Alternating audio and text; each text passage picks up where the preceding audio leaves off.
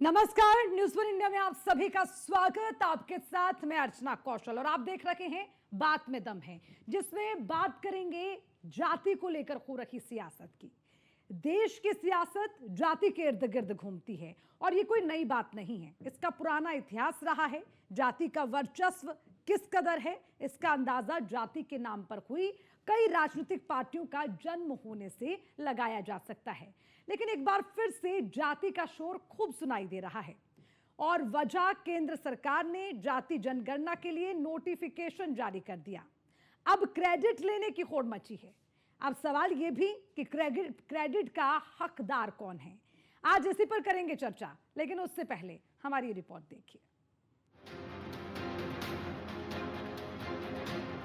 ना खुद पर भरोसा, ना दूसरों पर यकीन, सरकार पर विपक्ष के तीर, सियासत में जाति का शोर, चुनाव में क्रेडिट की होड़। जातिगत जनगणना भारतीय राजनीति का एक ऐसा मुद्दा जिसने लोकसभा चुनाव में सत्ताधारी बीजेपी को बड़ा डेंट और विपक्ष को संजीवनी दी, जिसकी तस्वीर आप लोकसभा में देखते हैं। जहां विपक्ष के पास नेता प्रतिपक्ष चुनने तक के लिए पर्याप्त सांसद नहीं थे, उसने 99 सीटें जीत ली, जिसके बाद राहुल गांधी ने सरकार को घेरने के लिए हर मंच से मुद्दे को लेकर घेरना शुरू कर दिया और सरकार से जब इस पर सवाल किया जाता था, सरकार जवाबहीन नजर आती थी। या जवाब नहीं देते थे या तो चुप्पी साध लेते थे। लोकसभा में बड़ा झटका लगने के बाद सरकार ने ये समझ लिया कि जाति जनगणना पे उनकी ये चुप्पी उनके लिए बेहद नुकसानदायक है। इसीलिए सरकार ने अब समय रहते न केवल जातीय जनगणना कराने का ऐलान किया, बल्कि इसके लिए अधिसूचना भी जारी कर दी। अधिसूचना में शामिल बिंदु: 2 फेज में होगी जातीय जनगणना। पहला चरण 1 अक्टूबर 2026 से होगा। पहले चरण में 4 पहाड़ी राज्य शामिल: हिमाचल, उत्तराखंड, जम्मू कश्मीर और लद्दाख। दूसरा चरण 1 मार्च 2027 से शुरू होगा। दूसरे चरण में बाकी राज्यों की गणना होगी। मूल जनगणना के साथ ही होगी जाति जनगणना। जनगणना फॉर्म में जोड़ा जाएगा एक्स्ट्रा कॉलम। जातियों की जनगणना के लिए एक्ट में होगा संशोधन। जातिगत जनगणना के ऐलान के बाद श्रेय लेने की होड़ सी लग गई। विपक्ष इसे अपनी बड़ी जीत के तौर पे देख रहा है, तो बीजेपी इसको मास्टर स्ट्रोक बता रही है। जिस तरीके से कांग्रेस पार्टी ने आजादी से लेकर अब तक न केवल देश की जनता को गुमराह करने का काम किया, बल्कि जो हमारे पिछड़ा, दलित और अल्पसंख्यक पासमानदा समाज है, इसके विकास में बाधा बनने का काम हमेशा कांग्रेस पार्टी ने किया है। इतिहास गवाह है कि कांग्रेस पार्टी का असली चरित्र ही यही है, असली चेहरा ही यही है कि जब जब समाज के विकास की बात आती है, कांग्रेस पार्टी एक ऐसी लकीर खींचती है जिससे समाज विकास के पथ पे आगे ना बढ़ पाए। आज केंद्र की हमारी मोदी सरकार ने जनगणना, जातिगत जनगणना का जो ऐतिहासिक फैसला लिया, ये इतिहास भी याद रखा जाएगा। देखिए, हमारा देश जो है वो जातिगत धुरी पे टिका हुआ है। देश का विकास जातिगत धुरी पे टिका हुआ है और जब जातिगत जनगणना होगी, जो एग्जैक्ट फिगर सामने आएंगे, तो यकीनी तौर पे हमें जो पॉलिसीज और योजनाएं जो हम बनाते हैं, उन पॉलिसीज और योजनाओं के लिए बहुत ईमानदारी से हम काम कर पाएंगे। सार्थक चीजें, सार्थक नतीजे ग्राउंड पर पहुंच पाएंगे। लेकिन कांग्रेस पार्टी को तमाम जो सार्थक चीजें हैं वो दिखाई नहीं देती। इस देश में जातीय जनगणना कराने के लिए सबसे पहले अगर किसी ने बल दिया है तो हमारे नेता, जो आज दुनिया में नहीं है, श्रद्धेय मुलायम सिंह यादव जी ने किया था। उसका समर्थन देश के अन्य नेताओं ने भी किया था और जातीय जनगणना पर समाजवादी पार्टी हमेशा बल देती रही। आजादी के 75 साल के बाद भी आजादी का फल नहीं मिला। अगर आंकड़े सही नहीं आए तो जातीय जनगणना कराने का कोई अर्थ नहीं होगा। श्री राहुल गांधी जी के दबाव में, इंडिया गठबंधन के दबाव में, कांग्रेस पार्टी के दबाव में अब भारतीय जनता पार्टी ने मजबूरी में 2027 में जातीय जनगणना कराने की फैसला किया है। इससे स्पष्ट हो रहा है कि ये लोग 2034 से पहले न तो महिलाओं को आरक्षण देंगे, न पिछड़ों को आरक्षण देंगे, न अन्य कोई संसाधनों पर हक देंगे। सच्चाई ये है कि भारतीय जनता पार्टी के लोग कहीं ना कहीं ओबीसी को और महिलाओं को ठगने जैसा काम कर रहे हैं। जातीय जनगणना कराने की मंजूरी तो इन्होंने दे दी है राहुल गांधी जी के दबाव में, लेकिन जातीय जनगणना तुरंत शुरू न करा करके इन्होंने पिछड़ों का हक, महिलाओं का हक 10 साल के लिए डिले कर दिया है। जातिगत जनगणना को लेकर सरकार जिस तरह से तत्परता दिखा रही है, उससे साफ है कि सरकार के लिए यह मुद्दा बहुत बड़ा है। विपक्ष लंबे समय से जातीय जनगणना की आवाज उठा रहा था और केंद्र सरकार ने जातीय जनगणना का फैसला भी कर लिया। अब सवाल ये कि इसका सियासी फायदा किसको मिलेगा। Bureau report, news 1 India. तो जाति जनगणना की जब बात होती है तो निश्चित तौर पर इसके इर्द गिर्द सियासत भी घूमती नजर आती है और इस बात से कोई दरकिनार नहीं कर सकता कि राजनीति में अगर सबसे ज्यादा कुछ चलता है तो वो है जाति के आसपास घूमता आपका वोट बैंक का समीकरण।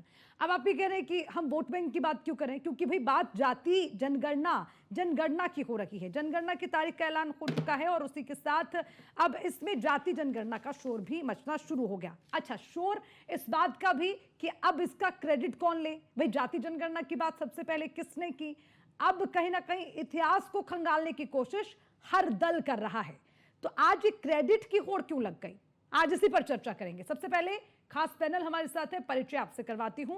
रोहित सक्सेना, नेता बीजेपी के हमारे साथ है। रोहित जी स्वागत आपका। राहुल राजभर, प्रवक्ता कांग्रेस के हमारे साथ है। राहुल जी बहुत बहुत स्वागत।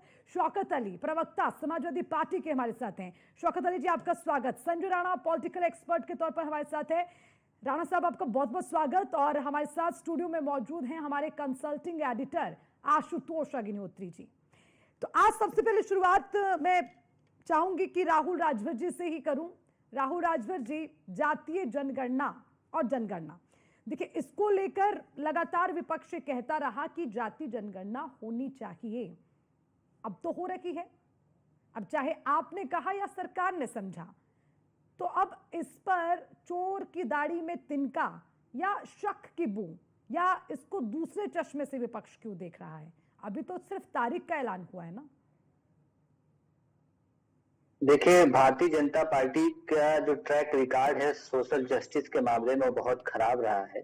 इसलिए तमाम जो पिछड़े दलित समाज के लोग हैं वो एकदम साफ तौर पे इस बात को स्वीकार कर रहे हैं कि प्रधानमंत्री नरेंद्र मोदी जिस बात को कहते हैं एक्चुअली उस बात को करते नहीं है।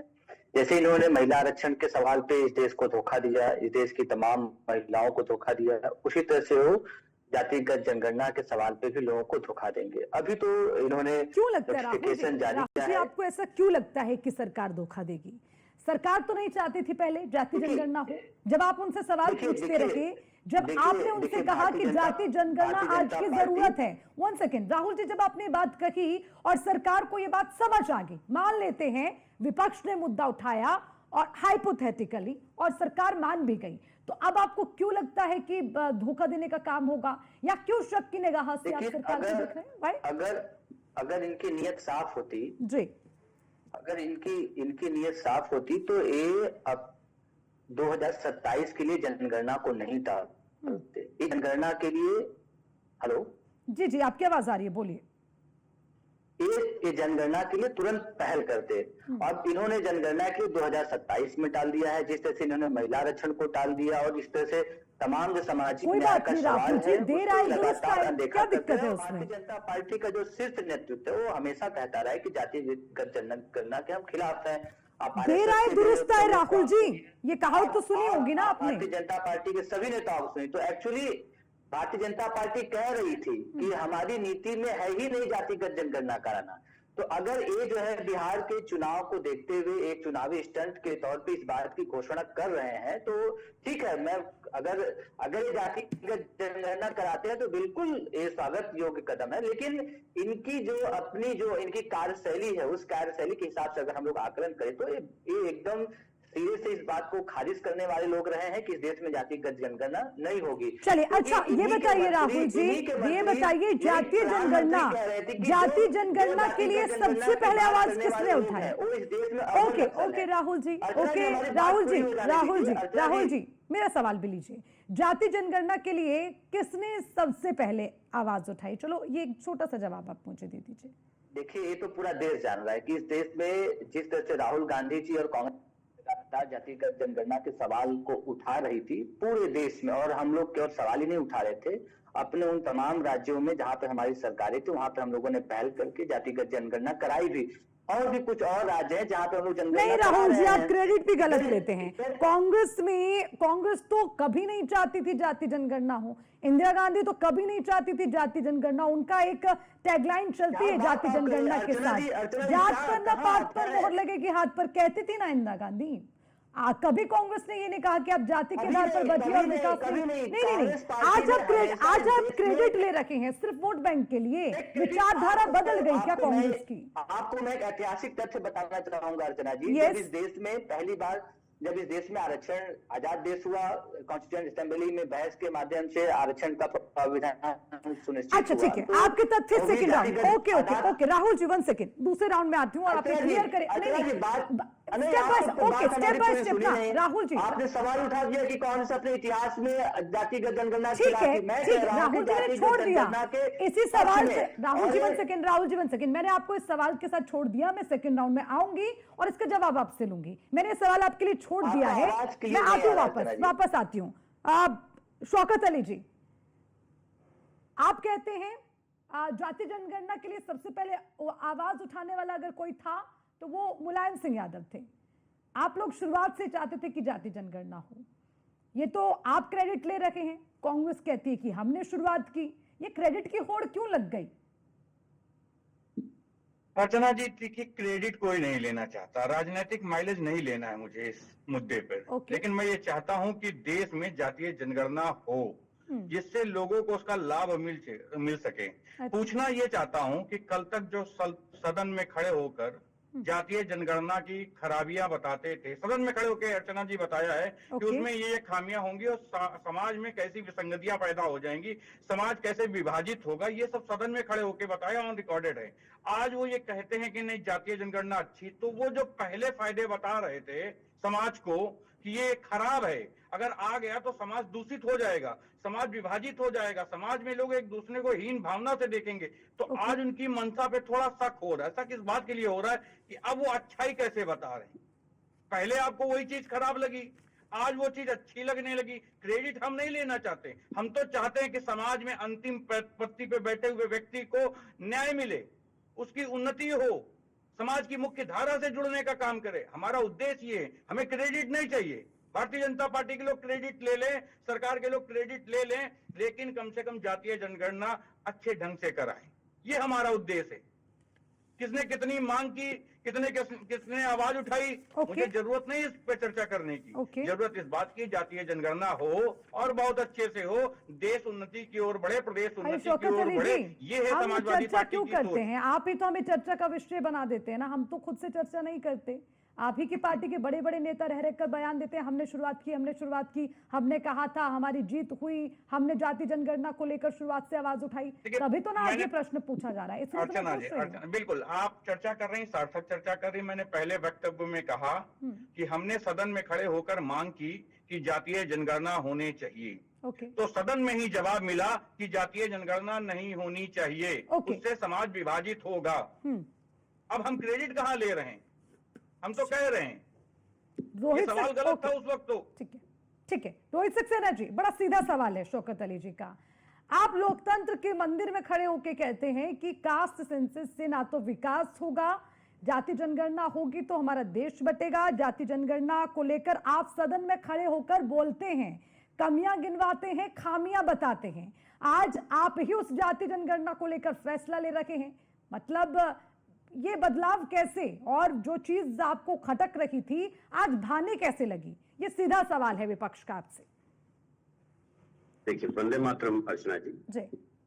पहले तो मुझसे पहले कांग्रेस के प्रवक्ता बोले थे, उनको जवाब दे दूं। उन्होंने कहा था कि सोशल जस्टिस का एक जिक्र किया था, तो सोशल जस्टिस की अगर आप बात कर रहे हैं तो अगर मैं बात करूं ओबीसी वर्ग की, तो सबसे ज्यादा सांसद किसके पास है?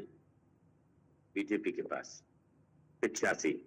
यदि मैं दलित की बात करूं तो 84 में से 55 किसके पास हैं? बीजेपी के पास। तो सोशल जस्टिस सबसे ज्यादा कौन कर रहा है? कौन सी सरकार कर रही? ये तो आंकड़े सामने है, तो आंकड़े कोई फैब्रिकेटेड नहीं हो सकते। सदन में इनकी संख्या मौजूद है। तो सोशल जस्टिस की अगर आप बात कर रहे हैं तो भाजपा से ज्यादा सोशल जस्टिस किसने किया है, मुझे बताइए। दूसरी बात, यदि विपक्ष में ये होड़ लगी है कि हमारे कहने पे हो रहा है, हमारे कहने पे हो रहा है, तो मैं कहता हूं क्या इस बात को माना जाए कि भारतीय जनता पार्टी जनता के साथ साथ विपक्ष की भी कसौटी पर खरी उतर रही है? ये भी तो मानना चाहिए ना आपको कि विपक्ष जो मांग कर रहा है हम पूरी कर रहे हैं, जनता की मांग पूरी कर रहे हैं। तो यानी हम दोनों ही तरह से, हम सभी पैरामीटर्स पे कसौटी पर खरे उतर रहे हैं। अब समस्या कहां है आपको? अभी भाई साहब ने कहा कि नहीं, इंदिरा गांधी जी इस कास्ट सेंसेक्स के खिलाफ नहीं थी, तो मैं थोड़ा सा इनकी याद ताजा कर दूं। 1971 में जब वो प्रधानमंत्री थी तो उन्होंने जातिगत जनगणना नहीं कराई थी, और 1979 में मोरारजी जी की सरकार में जब बीपी मंडल जी को अध्यक्ष बनाया गया था मंडल आयोग का, तो उन्होंने जो सिफारिशें लागू करी थी, इंदिरा गांधी 1980 में जब प्रधानमंत्री बन के आई, उन्होंने बिल्कुल साइड कर दिया।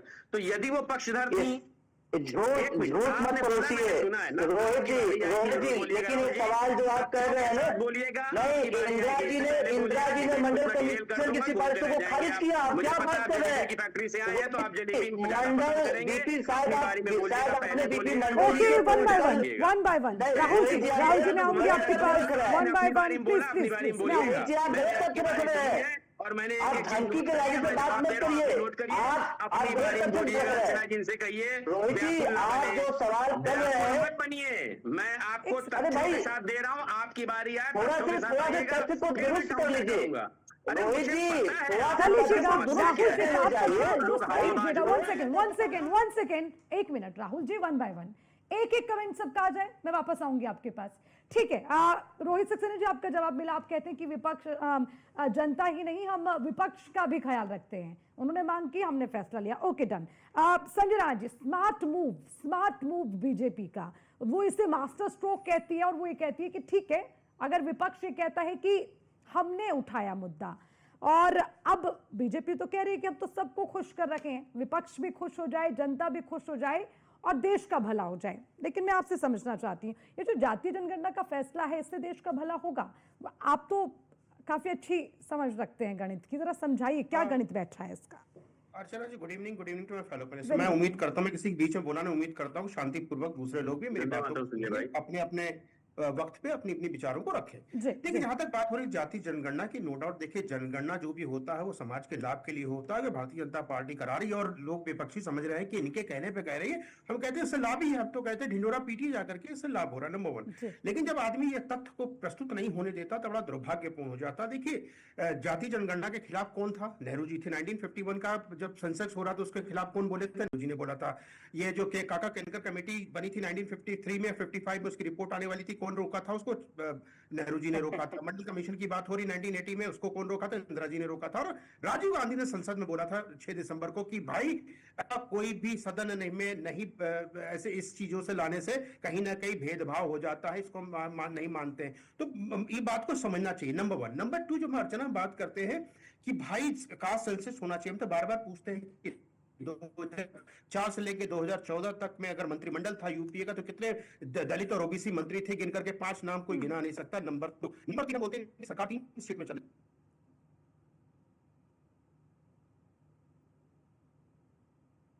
सॉरी संजय जी, अब थोड़ा सा technical I think network error है, ठीक है, जैसे ही ठीक हो संजय राणा जी को जोड़ दीजिएगा हमारे साथ।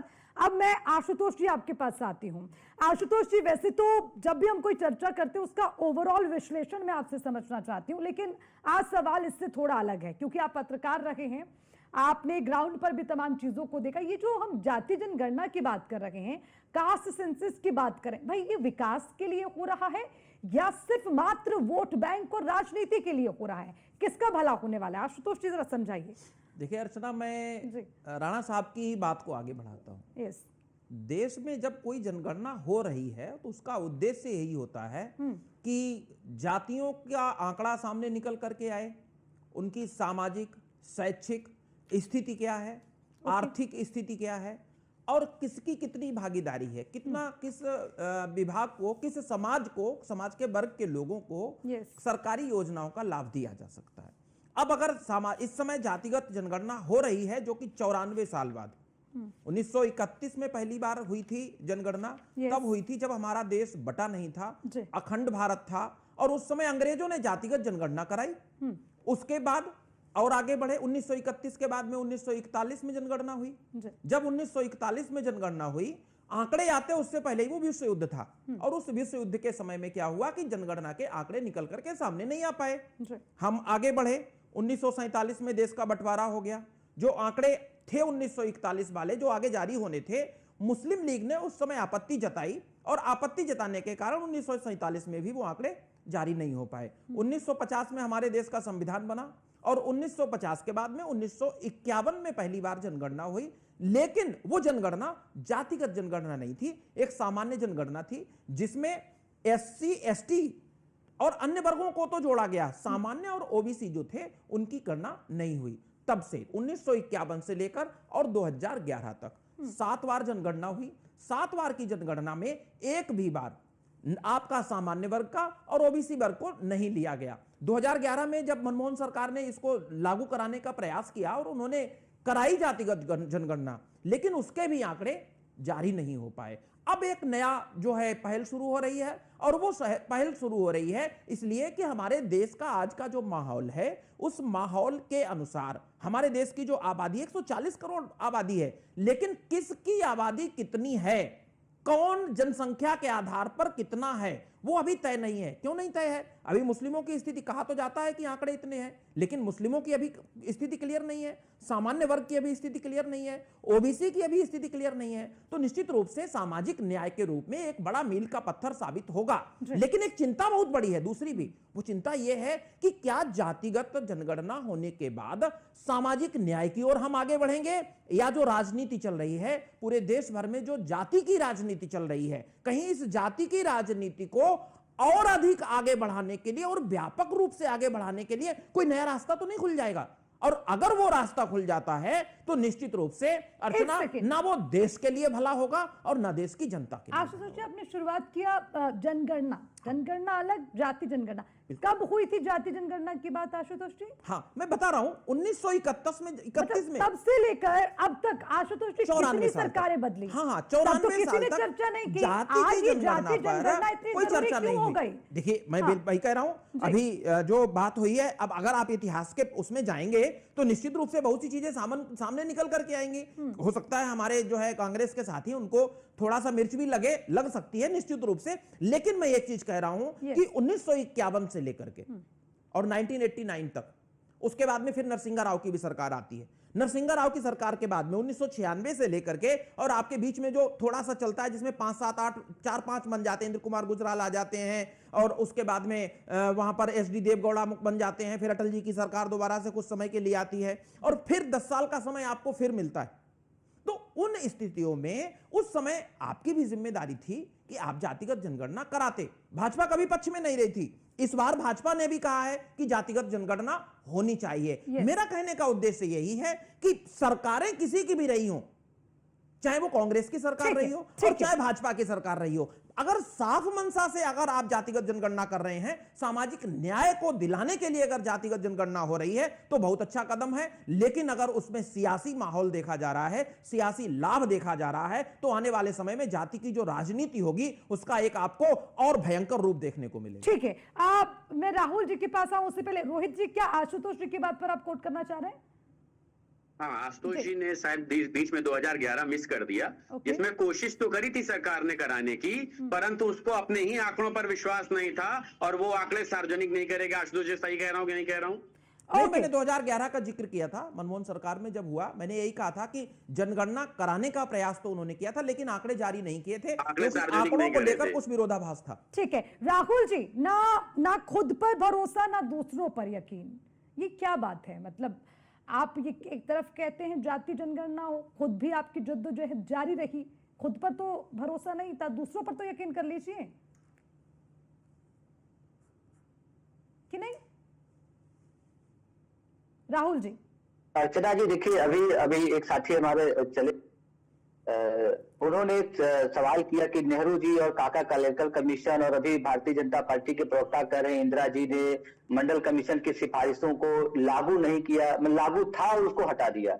इतनी मतलब ये जो व्हाट्सएप यूनिवर्सिटी का ज्ञान जो है कितना गुमराह करता है। रोज पुराना अभी पुराने डिबेट को आप पलट के देखिए, अभी आपने ही कहा आपने लागू थी हटा दिया। मैंने कहा अध्यक्ष थे, उन्होंने रिपोर्ट दी 1980 में जब इंदिरा जी दोबारा आई उन्होंने रिपोर्ट को दरकिनारे कर दिया। मेरे रोहित जी आपने आप पुराना बोल करके जनता को अपने बात को दोबारा देख लीजिएगा, रिपीट करके देख लीजिएगा। आपने यही बात बोला है। बताइए अर्चना जी क्या मैंने कहा कि उसको अच्छा ओके मैं क्लियर करती हूँ, मैं क्लियर करती हूँ। 1 सेकंड, राहुल जी क्या नहीं किया था सोनिया गांधी ने, सॉरी इंदिरा गांधी आप कहां से बात कर रहे हैं रोहित जी? 1 सेकंड, राहुल जी नहीं दरकिनार किया था क्या? आप कह रहे हैं झूठ है? बिल्कुल नहीं दरकिनार किया था। आपको मालूम होना चाहिए कि जैसे ही मंडल कमीशन को 2 बार एक्सटेंड किया, जब मंडल कमीशन के मंडल जी ने जब अनुरोध किया, जब कांग्रेस पार्टी से उस समय की सरकार से इंदिरा जी से उन्होंने अनुरोध किया तो 2 बार कमीशन को एक्सटेंड किया।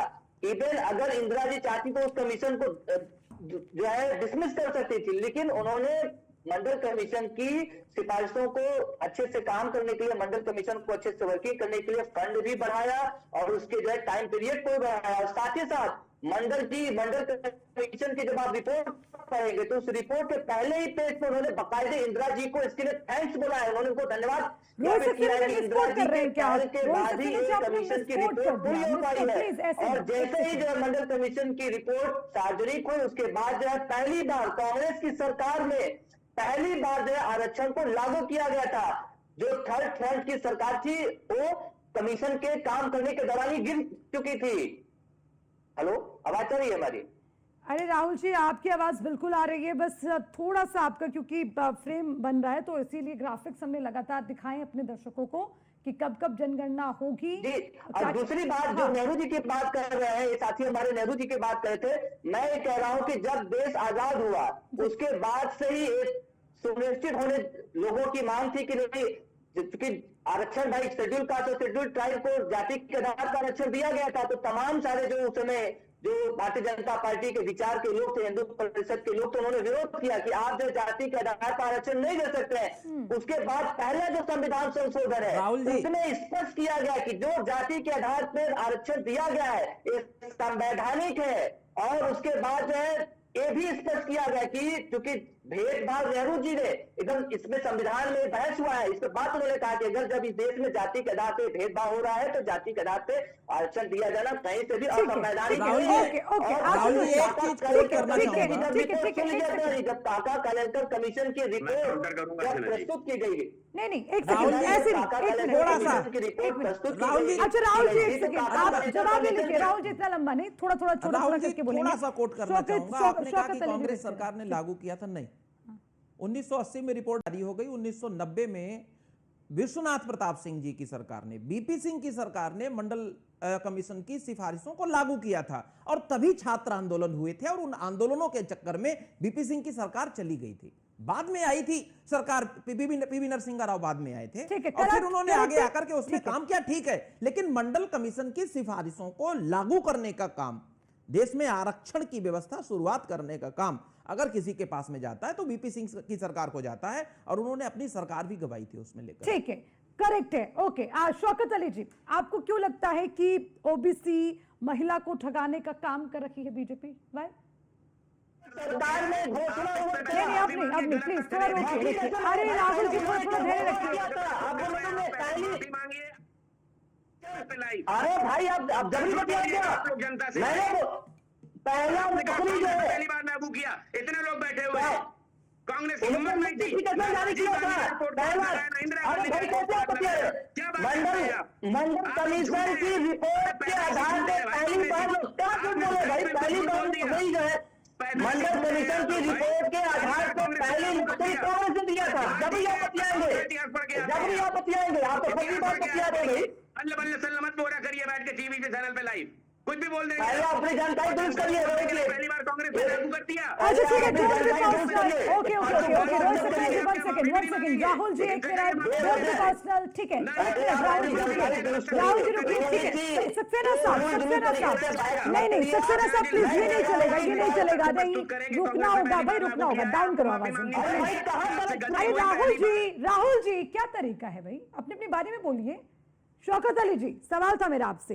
राणा साहब मैं वापस आऊंगी आपके पास सब, क्योंकि एक बार थोड़ा सा मैं उनसे जवाब दे लूं। ओबीसी और महिला को ठगाने का काम कर रही है बीजेपी, ये बात आप ही की पार्टी के तमाम बड़े नेता कह रहे हैं, अवधेश जी को भी हमने सुना। क्यों लगता है आपको ऐसा कि महिलाओं को और ओबीसी वर्ग को ठगाने का काम बीजेपी कर रही है? शौकत अली, अरे प्लीज आप दोनों को अभी, शौकत अली जी मेरी आवाज पहुंच रही हो तो प्लीज अपनी आवाज थोड़ा बुलंद करके मुझे जवाब दे दीजिए। शौकत अली जी मेरी आवाज पहुंच रही हो आप तक? अरे संजय राणा जी बैठे और आशुतोष जी बैठे, बताइए क्या सही कह रहे हैं कि कांग्रेस ने पहली बार लागू किया? शौकत जी को आवाज नहीं जा रही है? पीपी मंडल साहब के 1 सेकंड राहुल जी, 1 मिनट शौकत जी, 1 मिनट राहुल जी, अरे राहुल जी सुनिए ना, राहुल राजभर 1 सेकंड, अरे भैया सक्सेना साहब थोड़ा सा रुकिए यार, शांति धरिए प्लीज। राहुल राजभर जी आप पहली बार मेरे साथ चर्चा में बैठे हैं, जरा सा थोड़े शांति रखिए प्लीज। शौकत अली मेरी आवाज पहुंच रही है आप तक? आप खराब कर रहे हैं ना राजभर जी, रुकिए। आप तथ्यों के आधार पे बात को रखिए, पूरी डिबेट को गुमराह मत करिए। हवा में बोल रहे हैं, नहीं मैं कह रहा हूं सक्सेना साहब आप तो कितनी दफा मेरे साथ डिबेट में बैठते हैं, आप इस तरह से करेंगे तो कैसे चलेगा बताइए? मैंने कहा उन्होंने रिपोर्ट जो 1980 लीजिएगा, पीछे रिपोर्ट को लीजिएगा। आप अभी यही है ना, झूठ बोलते हैं, उसी पे जरूरी बात करना, पहले इनसे खंडन कराइए, माफी मांगिए कि इन्होंने गलत बोला कि कांग्रेस ने पहली बार लागू किया, इनसे माफी मंगवाइए। झूठ तो आप बोल रहे हैं, माफी किससे मंगवा रहे हैं? झूठ तो आप बोल रहे हैं, क्या कुछ भी झूठ तक से बोल देगा आदमी आगे के बिना? आप डिबेट करा दीजिएगा। अरे सक्सेना साहब तो आप उसको करेक्ट कर लीजिए ना, ये तो कोई तरीका नहीं है। ठीक है उनके तथ्य करेक्ट नहीं है तो आप उसको करेक्ट कर लीजिए, पर कम से कम आप बात तो सुनिए। पूरी चर्चा में आप दोनों बोलते चले जा रहे हैं। अरे ये कोई चर्चा करने का, अरे आप बचकानी हरकतें कर रहे हैं, ये कोई चर्चा करने का तरीका नहीं है भाई। बाकी भी पैनलिस्ट बैठे हैं, आपको उनके तथ्य नहीं सही लगते, आप कटाक्ष करिए उसका खंडन करिए। नहीं, this is not a right way, please 1 second. Shaukat Ali मेरा सवाल आपसे था, आपको क्यों लगता है कि बीजेपी ओबीसी महिलाओं को ठगने का काम कर रही है जातीय जनगणना के आधार पर? बताइए, आपके तमाम पार्टी के बड़े नेता बयान दे रहे हैं। देखिए, अभी भारतीय जनता पार्टी के मित्र ने अर्चना जी कहा कि समाजवादी पार्टी के लोगों को खुश होना चाहिए कि विपक्ष ने जो कहा उसको सरकार ने सुनने का काम किया। खैर मैं आपको बधाई दूंगा, लेकिन महाराज जी हमको इतना बताइए, जो आप कहते हैं क्या वो सच में करते हैं क्या? ये देश का बहुत बड़ा झूठ है, मैं आपके सामने अर्चना जी लाता हूँ। खैर जब ये सत्ता में आए, पहली बार जब देश की सत्ता में आश्रित हुए, तो उन्होंने कहा कि देश का जो काला धन विदेशों में गया हम उसको ला कर देंगे। कि हमने नहीं कहा था, देश के प्रधानमंत्री ने चीख चीख कर कहा था। उस पर एक कमेटी भी बनाई थी। आज तक वो कमेटी ना रिपोर्ट दे पाई, ना काला धन आया। इसी तरीके से झूठ बोला जा रहा देश से कि देश को उन्नति की ओर ले जाएंगे जातीय जनगणना करा के। पता नहीं जातीय जनगणना में कितना गोलमाल करेंगे ये लोग सत्ता में बैठ कर, क्या क्या घपलेबाजी करेंगे, क्या क्या देश को देंगे, क्या क्या देश से छीन लेंगे। ये संशय है देश के मन में, ये पूरे प्रदेश के मन में संशय है कि इनकी जो बातें होती हैं वो बड़ा झूठ होती है। अर्चना जी एक बात और आपको याद दिला दूं कि वही भारतीय जनता पार्टी की सरकार है जो चीख चीख कर चिल्ला कहती थी कि हम दाऊद का कॉलर पकड़कर इस देश में लाएंगे और सजा दिलाने का काम करेंगे। हम सब भी इंतजार कर रहे थे अर्चना जी कि देश में लाएंगे एक ऐसे कुख्यात अपराधी को पकड़ के उसको सजा दिलाने का काम करेंगे। इंतजार अभी बाकी है। कितनी बार सत्ता में आश्रित कराए देश की जनता, कितनी देर आपको बर्दाश्त करे, कैसा झूठ आपका बर्दाश्त करे। फिर ये तो नहीं कह देंगे बाद में, ये तो हमने जुमला कहा था सत्ता में।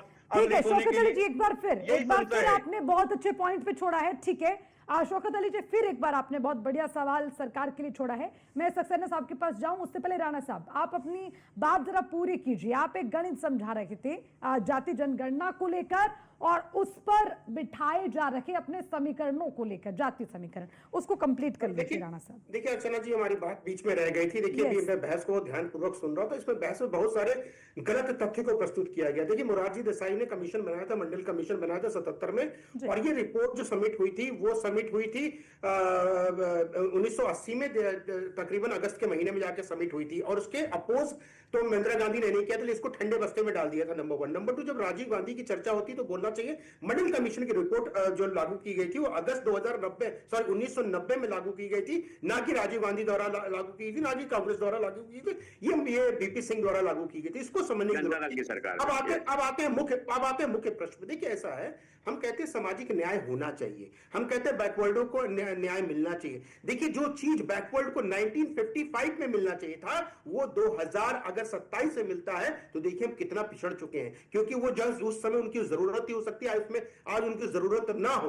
तो हमें देखना पड़ेगा कि जो भी जातियां नहीं, जो भी समाज हमारा देश का, वो किसी भी वर्ग का हो, अगर वो पिछड़ा रह गया है तो उसको आगे लेके आना चाहिए। तो भाई मंडल एज पर द कॉन्स्टिट्यूशन उसमें तो मुसलमानों के लिए भी कोई रिजर्वेशन नहीं है, लेकिन कांग्रेस ने, आपने देखा होगा कि रिजर्वेशन ओबीसी का काट करके कर्नाटका में और तेलंगाना में दे दिया। आज से नहीं है, 2004 से चला आ रहा है। तो ये भी देखना होगा कि कौन जो है देश के और कॉन्स्टिट्यूशन के खिलाफ काम कर रहा है। हम कहते हैं मुसलमानों को भी आरक्षण दो, अगर वो गरीब है तो उनको भी आरक्षण मिलना चाहिए, अगर वो पिछड़े हैं तो सबको उनको भी आरक्षण मिलना चाहिए। लेकिन हमारा कॉन्स्टिट्यूशन में ऐसी कोई व्यवधान नहीं है, ऐसा कोई प्रावधान नहीं है जिसमें धर्म के आधार पर किसी को आरक्षण मिलता हो। लेकिन हाँ, अगर ये चीज हो रहा है तो इससे सबका लाभ होगा। कम से कम ये जो दूरियां, हम तो कहते हैं इससे दूरियां बढ़ेगी नहीं, दूरियां कम होंगी। जो बार बार जो कुछ नेता जाति की राजनीति करते चले आ रहे हैं और क्षेत्र की राजनीति करते चले आ रहे हैं और किसी धर्म विशेष की राजनीति करते चले आ रहे हैं, वो राजनीति पे कहीं ना कहीं पूर्ण विराम लगाने का मौका मिलेगा और लोगों को यह पता चलेगा कि भाई सबका साथ सबका विकास हो रहा कि नहीं। मैं बार बार पूछता हूं कि भाई कितने मंत्री आपके हैं, कोई सीसी पर जवाब नहीं है। 60% मंत्री जो उस समय मोदी गवर्नमेंट में वो बैकवर्ड और दलित समाज से आते हैं और एसटी समाज से आते हैं। लेकिन ये बता सकता है कि कर्नाटका और हिमाचल और तेलंगाना में कितने प्रतिशत दलित और ओबीसी मंत्री हैं? नहीं बता सकता। सारे के सारे सवर्ण हैं। मैं तो चैलेंज करता हूं, नाम के साथ सबका नाम बता सकता हूं, कोई मुझे काट के दिखा दे। लेकिन समस्या वो नहीं है। राजनीति आप कीजिए, राजनीति करना आपका अधिकार है। राहुल गांधी जी ने बेड़ा उठाया था, अरे भाई आपकी दादी जी ने तो बोला था जात पे नापात पे मोहर लगेगी, हाथ पे। अरे भाई 6 सितंबर 1990 का स्टेटमेंट राजीव गांधी का जाके सुन ले कोई पार्लियामेंट में, आर्काइव में रखा हुआ है। उन्होंने क्या बोला था? इनइक्वालिटी हो जाएगी, मैं जॉब में किसी भी ओबीसी के आधार पर, रिजर्वेशन के आधार पर मैं किसी को नौकरी नहीं दूंगा। तो ये आपके नेता बोलते थे, हम और आप नहीं बोल रहे हैं। आपके पैनलिस्ट जो बैठे वो नहीं बोल रहे हैं। आपके गणमान्य नेता जो माननीय नेता थे हमारे देश के पूर्व प्रधानमंत्री, तो वो बोल के गए। तो हमें तथ्यों पे बात करनी चाहिए। अगर जो डिस्कशन हो रहा है तथ्य पे हो रहा है तो तथ्यों के साथ रखना चाहिए। अब किसी डिबेट में, अर्चना जी मैं 10 सेकंड में खत्म करूं, एक डिबेट में कांग्रेसी ने बोला कि 10,000 करोड़ रुपए कहां से आ जाएंगे। अरे भैया 2011 का सेंसेक्स हुआ तो उसमें 10 पैसे जो लगे तो वो कहां से आ गया? जो इलेक्शन होता तो उसका पैसा कहां से? अरे सरकार का काम है पैसे का एलोकेशन करना, पैसा देना और उसको जो भी एलोकेशन किया गया बजट का उसके अनुसार उसको काम कराना। लेकिन प्रश्न कुछ है नहीं, समस्याएं बहुत बढ़ गई हैं। जो मुद्दा था वो हाथ से चला गया, तो उसके कारणवश कहीं खीसवश ये सब बातें हो रही हैं। इनसे पूछिए समस्या क्या है, कोई समस्या अभी बता नहीं पाएंगे अर्चना जी। वेरी गुड, अच्छा ठीक है राणा जी, मैं वापस आऊं उससे पहले आशुतोष जी और सक्सेना साहब से भी जवाब लूं, लेकिन क्रॉस क्वेश्चनिंग एक शौकत अली जैसे, क्योंकि उन्होंने जाति जनगणना को लिखा। अब आप ये मानिए कि कह रहे हैं ना राणा साहब कि देखिए धर्म के आधार पर ना हो, अगर आप चाहते हैं कि आरक्षण मिले, अगर आप चाह रहे हैं कि जरूरत के अनुसार सुविधाएं सबको दी जाएं, तो फिर आप उनकी कमजोरी, उनकी कमियां खोजिए, उनका धर्म मत खोजिए। ठीक है, इस बात से एग्री करते हैं शौकत जी आप? जातीय जनगणना जो हो रही है वो धर्म के आधार पे ही हो रही। कमजोरियों के आधार पे सरकार से पूछो क्या क्या वो कराएंगी? कमजोरियों के आधार पे जिनको आज तक आरक्षण मिला है क्या उनका उत्थान हो गया? जो सरकार में बैठे हैं क्या वो जवाब दे पाएंगे? एक दलित सांसद से हम लोगों ने सवाल किया था अर्चना जी कि आप जिस समाज से आते हैं उस समाज के लोग बहुत निचले स्तर पायदान पे रह गए, तो उन्होंने पलट कर जवाब दिया था कि जाके मायावती जी से पूछिए, वो भी दलित है। मतलब उनकी कोई जिम्मेदारी नहीं है।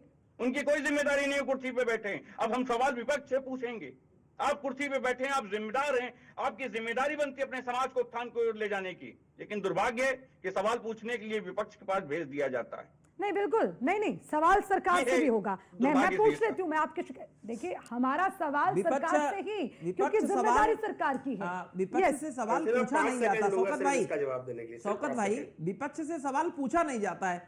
विपक्ष सभी सवालों का जो सिरा होता है वो अपनी ओर मोड़ लेता है। जातिगत जनगणना हो रही है तो जातिगत जनगणना किसके आधार पर होगी? जाति के आधार पर ही तो होगी। अब उस जाति में कोई अमीर भी हो सकता है, कोई गरीब भी हो सकता है। आदमी की स्थिति क्या है आर्थिक, उसके लिए पूरे देश में आर्थिक जनगणना होती है ना मेरे भाई। अरे केंद्र अभी सरकार ही आपने आर्थिक अफसोस जनगणना स्वयं कहा करती कि है। शैक्षिक आधार, आर्थिक आधार, तमाम चीजें उसमें हो इंक्लूड रहा है, ये इसमें जब आता है। जनगणना इस होगी जनगणना तब का उद्देश्य सारी क्या चीजें है? साफ हो जाएंगी। आपने साफ तौर पे उस पे कहा, तो ऐसा तो कुछ है नहीं कि अलग से जाति जो जोड़ी जा रही है। अच्छा, ठीक है। जनगणना का उद्देश्य ही मेरा यही कहना है, है अर्चना कि जी। उनकी स्थितियां निकल, आपने पूरा, मुझे लग रहा है कि आपने किसी जनगणना में भाग नहीं लिया है, उसमें साफ फार्म आता है आपके पास में, आप किस जाति से हैं, मैं जवाब आपकी दूं? शैक्षिक योग्यता आ रही क्या हूं, आ रही है, हूं। सक्सेना साहब, आपकी एक उम्र सेकंड। क्या है, आपका धर्म क्या, सब कुछ तो उसमें लिख करके आता है। उसी के आधार पर आंकड़े जुटाए जाते हैं, वेरीफाई किए जाते हैं। दो चीजें नहीं होती थी, ओबीसी और सामान्य वर्ग को अब तक की जनगणना में नहीं जोड़ा जाता था, वो जुड़ जाएगी, यही तो है इसमें। अब अभी कुछ लोगों ने ये कहा कि वो साहब 2 साल पुराना 2 साल बाद क्यों ले गए। अप्रैल 26 से शुरुआत होने जा रही है और 2027 तक समापन होगा जाकर के उसका जाके। अगर पहले कर देते तो आप कहते बिहार चुनाव हो रहा है इसलिए कर रहे हैं, बाद में कर रहे हैं तो कह रहे हैं कि यूपी का चुनाव होगा इसलिए कर रहे दिक्कत यही है हैं। कि तो अभी- सवाल तो आप अपनी ओर अरे वोट लेते हैं ना बिल्कुल, सब। समाजवादी पार्टी खुद अखिलेश यादव इस बात को कह रखे हैं कि इनके बीजेपी के आंकड़ों पर भरोसा नहीं किया जा सकता। अरे भी पहले आने तो दीजिए, इंतजार तो करिए, शुरुआत तो हुई है, कहां तक जाएगी उस तलक, वहां तक इंतजार तो करना पड़ेगा। राणा जी कोट कर रहे हैं, 30 सेकंड में पूरा कीजिए, फिर सक्सेना जी के पास। मैं 5 सेकंड में अपनी बातों खत्म Okay. करूंगा। अग्निहोत्री जी ने बोल दिया है कि शैक्षिक आधार पर अगर हो रहा होता तो भाई समस्या नहीं होती, लेकिन मैं छोटा सा प्रश्न हमारे मित्र खान साहब जो समाजवादी के बैठे हैं और कांग्रेस के नेता से भी पूछना चाहता हूं। भाई मैं आम नागरिक हूं इसलिए पूछ रहा हूं, ये बता दीजिए मान्यवर की मायावती दलितों की राजनीति करती थी, कितने दलितों को उत्थान कर लिया, अपना उत्थान छोड़ करके तो किसी को उत्थान नहीं किया। समाजवादी पार्टी में सबका सामाजिक उत्थान के लिए मुलायम सिंह जी ने पार्टी चालू की, तो साइकिल से चलते थे, मर्सिडीज का काफिला कहां से आ गया। तो प्रश्न का उत्तर देना पड़ेगा। आप उस जाति पे, समाज पे आप लोग राजनीति करते हैं, लेकिन कभी भी आपकी पार्टी हो चाहे मायावती जी की पार्टी हो, किस समाज को फायदा पहुंचाया? नहीं पहुंचाया। अपना जरूर घर बसा है, अपना कुनबा जरूर बड़ा कर ले। पीडीए की बात करते हैं, पीडीए में क्या है? पिछड़ा दलित आदिवासी है, पिछड़ा दलित अल्पसंख्यक है, पिछड़ा दलित अगड़ा है, यही कंफ्यूजन है। आप तो ये नहीं बता पा रहे कंफ्यूजन क्या है, पीडीए का फुल फॉर्म क्या है। तो समस्या आपके अंदर है, उसको झांकना पड़ेगा। ठीक है संजय जी, ओके। शौकत अली आप कोट करिएगा, लेकिन उससे पहले सक्सेना साहब बहुत देर से इंतजार करें। सक्सेना जी देखिए, ये बात तो सच है कि विपक्ष ने हर मोर्चे पर आपकी घेराबंदी की जाति जनगणना को लेकर। आप चुप्पी साध देते थे, कोई जवाब उस पर देते नहीं थे। लोकसभा चुनाव की स्थिति आपने देखी और आपने समझा कि अगर हमने ये चुप्पी साधी तो इसका एक और बड़ा डेंट, बैकफायर हमें कर सकता है। यही कारण है कि आपने अब ऐलान तो कर दिया, अधिसूचना भी जारी कर दी। थोड़ा सा अच्छे से आपको इसको एक्सप्लेन कर दूं। जैसे अभी आपने कहा कि विपक्षी यकीन नहीं करते, तो ये अभी से नहीं है। जब वैक्सीन देश की आई तो भी इनको यकीन नहीं। जब जीत जाते हो तो ईवीएम पे यकीन है, हार जाते हो तो ईवीएम पे यकीन नहीं। देश की सेना पर यकीन नहीं, चुनाव आयोग पर यकीन नहीं, वक्फ बोर्ड संशोधन हुआ उस पर यकीन नहीं। अब अगर ये लोग आरक्षण में कह रहे हैं यकीन नहीं, तो कोई बहुत बड़ा नया प्रश्न नहीं है। लेकिन मैं धन्यवाद देना चाहूंगा शौकत अली जी को, इन्होंने आज कांग्रेस का चेहरा बिल्कुल साफ कर दिया ये कह करके कि 65 साल सत्ता में रहने के बाद जिनको आरक्षण दिया गया उनका उत्थान नहीं हुआ। उन्होंने इस मंच से स्पष्ट रूप से स्वीकारा है, इस बात के लिए साधुवाद देता हूं इनको, पहली चीज। दूसरी बात, इन्होंने महिला और ओबीसी महिला की बात करी, तो भाई साहब सबसे ज्यादा महिला सांसद किसके पास हैं? 31 भाजपा के पास। दूसरे नंबर पे कांग्रेस 13, यानी आंकड़े पलट गए और आधे भी नहीं हुए। अब ओबीसी अगर महिला सांसदों की बात कर लें तो 8 है भाजपा के पास, 3 है कांग्रेस के पास, वो भी आधा नहीं पूरा कर पाए। तो यानी ये स्पष्ट है कि जो बात आप कह रहे हैं उसके आंकड़े सामने हैं कि जिनके आप साथ हैं वो ना ओबीसी समाज के साथ हैं, ना ओबीसी महिलाओं के साथ हैं, और जिनके आप खिलाफ हैं वो सबसे ज्यादा उनको प्रोत्साहन दे रहे हैं। तो मुझे लगता है यहाँ एक बार आपकी पार्टी को अगर उस एजेंडे पे चल रही तो अपने विचार को फिर से सोचना पड़ेगा कि जिनके साथ वो खड़े हैं क्या सही रूप से खड़े हैं। तो कहीं ना कहीं आंकड़ों में कहीं भी आप बीजेपी के सामने फिट नहीं बैठते, फिर कैसे आप सवाल उठाते हो? महिलाओं को लेकर भी, ओबीसी को लेकर भी। शौकत अली जी देखिए, अभी एक पिक्चर तो क्लियर कर दी ना सक्सेना साहब ने। नहीं, और अगर मुझे बोलने दे तो मैं बोलूं, नहीं तो शौकत भाई को अगर आप समय दे रहे तो मैं रुक जाऊं। नहीं, मैं बस जितना आपने बोल दिया मैं सोच रही हूँ उस पर जवाब दे दे शौकत अली। ठीक है, बेहतर है। देखिए, भारतीय जनता पार्टी के मित्र ने बहुत सारे सवाल किए, उसमें एक सवाल वैक्सीन को लेके भी किया है अर्चना जी। अरे इस पे जवाब दे दी शौकत भाई ने सवाल मैंने आप दोसा ही रोपण करेंगे, जवाब नहीं सुनेंगे। उसके बाद आपकी पार्टी ने क्या हलफनामा कोर्ट में दिया वो पढ़िएगा जरूर। हम नहीं कहेंगे क्योंकि विपक्ष तो झूठ बोलता है आपकी नजर के हिसाब से, हम नहीं कहेंगे। देखिए, जब भारतीय जनता पार्टी के लोग का कोई ड्राफ्ट बनाते हैं तो सबसे पहले आम जनमानस उसका विरोध करना शुरू कर देता, राजनीतिक पार्टियां बाद में विरोध करती हैं। आपको याद होगा किसानों के प्रति ये एक ड्राफ्ट बना रहे थे, क्या किसान इनके खिलाफ धरने पर नहीं बैठा? नौजवानों के लिए एक ड्राफ्ट बनाया, क्या नौजवान इनके खिलाफ धरने पर नहीं बैठा? इसी तरह जब कोई ड्राफ्ट बनाते हैं तो इनकी मंशा पे शक होने लगता। शक इसलिए भी लाजमी है क्योंकि ये कुछ साफ नहीं करते हैं। अगर आईना साफ हो तो चेहरा दिखे, आईना धुंधला तो चेहरा कहां से दिखे? इनकी जब भी कोई मंशा रहती है तो उस मंशा के पीछे ये जरूर रहता कि कुर्सी कैसे बचाई जाए।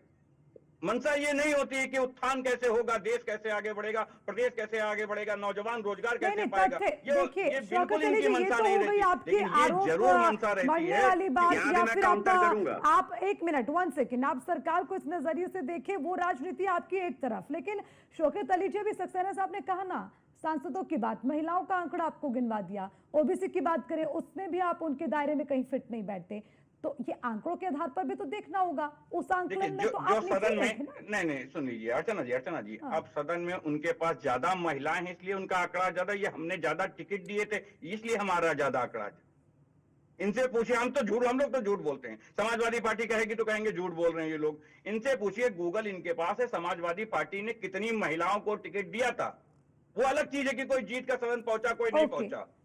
ये आंकड़ा पेश किया जाएगा कि सदन में ज्यादा महिलाएं हैं या टिकट जिसने ज्यादा दिए। नहीं ये अलग विषय है कि सदन में कोई जीत कर पहुंचा कोई नहीं जीत कर पहुंचा। आप कहते हैं ना महिलाओं को नहीं आगे करते, महिलाओं को ठगने की बात करते, जीत हार तो अपनी जगह है, वो मौका दे रखे हैं ना। मैं इस बात का जिक्र आपसे करती हूं। आप मैंने कहा ना, अभी मैं कहूंगा अपने मुंह से ये बात दोहराऊंगा कि मैंने बहुत ज्यादा टिकट दिए तो ये कहेंगे झूठ बोल रहे। मैं तो कह रहा हूं आज के दौर में गूगल है, आप आराम से खोलिए। समाजवादी पार्टी ने सबसे ज्यादा महिलाओं को मौका दिया, चुनाव लड़ाने के लिए संसद भेजने का काम किया। अब वो दुर्भाग्य है,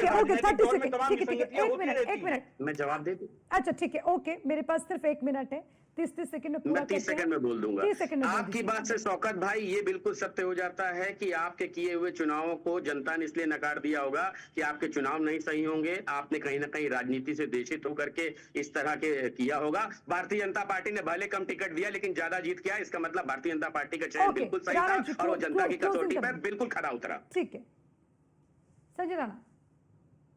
छोटी सी बात मैं रखना चाहता हूँ। शौकत भाई ने एक बात बोला किसानों के लिए। देखिए ऐसा है कि जब किसानों किसानियत के बारे में पता नहीं तो हमको उस पर आक्षेप नहीं लगाना चाहिए। नंबर 1, देखिए 1990 से कॉन्ट्रैक्ट फार्मिंग पंजाब में चल रही है और पेप्सी को आपको होगा जिसकी प्राइवेट कंपनी है फ्रिटोलेस, वो ऑलरेडी कर रही है, लेकिन कभी भी इसको इंप्लीमेंट नहीं होने दिया। और आपको याद होगा कमीशन बनाया गया, इसमें 10 लोग रहने चाहिए और 3 किसान नेताओं के नाम पूछे हैं। आज आंदोलन खत्म हुए कितने दिन हो गए अर्चना जी? आज तक 3 किसान नेताओं के नाम ये किसान नेता दे नहीं पाए। तो किसान की बातें ना करें। अगर मैं समाजवादी से पूछूंगा 2015 में किसानों को गन्ना का भुगतान कितना किया था और 16-17 में क्यों नहीं किया था, इनके पास जवाब नहीं होगा। ठीक है राणा साहब, बहुत बहुत शुक्रिया आप सभी का इस चर्चा में शामिल होने की। माफी चाहूंगी राणा जी, समय इतने की इजाजत देता, लेकिन इसी लाइन के साथ मैं वापस आ रही हूँ। ना खुद पर भरोसा ना दूसरों पर यकीन, ये लाइन विपक्ष पर इसीलिए फिट बैठती है क्योंकि जातीय जनगणना के ऐलान और अधिसूचना के बाद विपक्ष कह रहा है कि हमें बीजेपी के आंकड़ों पर भरोसा नहीं करना चाहिए। अरे भाई शुरुआत तो होने दीजिए।